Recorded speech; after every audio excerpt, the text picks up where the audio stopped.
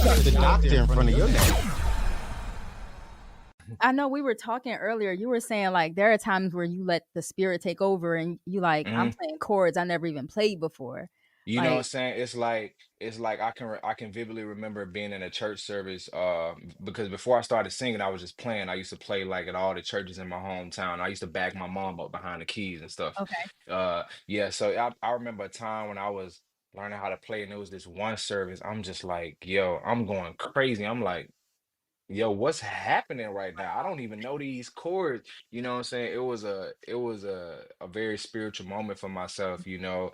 I felt like, you know, as supernatural as the anointing is, man, that's really what it was. It Yeah. just kind of some way, somehow just happened.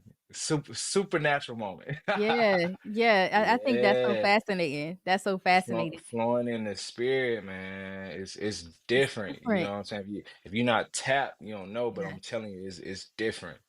But okay, so Hmm. flowing in the spirit, you have to be tapped. I know a lot of people who feel as though music is Hmm. different right now, Hmm. right? It doesn't have that same flow that you're describing. And Yeah. Jermaine Dupri made a bold statement and said that music sounds different because we don't have kids who grew up in church like that anymore. And I Yeah. wanted to get your thoughts on that. Yeah, I agree, you know, because it's all about the vibe now. You know, it's the vibe and it's a vibe and all that shit. And I feel like labels and startup companies and music distribution companies kind of focus on virality, on Mm, what's going viral at the moment, and we forgot about artist development, and we yes. forgot about, you know, the artists that really stand for something, where when I see an artist now, or I write, so I get asked to work with a lot of artists, and sometimes I work with the artists and I'll be like, yo, what means something to you? I'm just like, Yeah. well, what's on your heart? Yeah. And you find in that process that a lot of them just, you can knock on their head, is just empty. You know what I'm saying? And I Mm-hmm. and it's and going back to your to Jermaine Dupri's statement, and I've been saying this so long, kids growing up in church, man, it's just different. Church culture, especially black church culture.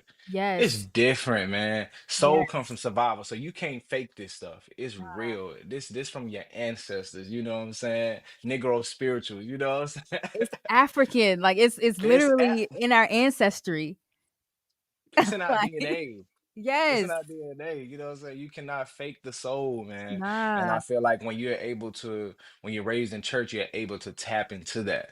You're Yes. able to tap into the spirit, you know what I'm saying? Mhm. And that little effect right there is what differentiate a Fantasia show, a Jasmine Sullivan show from a lot of these modern day artists. A Duran Bernard show, You feel what I'm saying? like, A Tank show, because these all church kids. yes.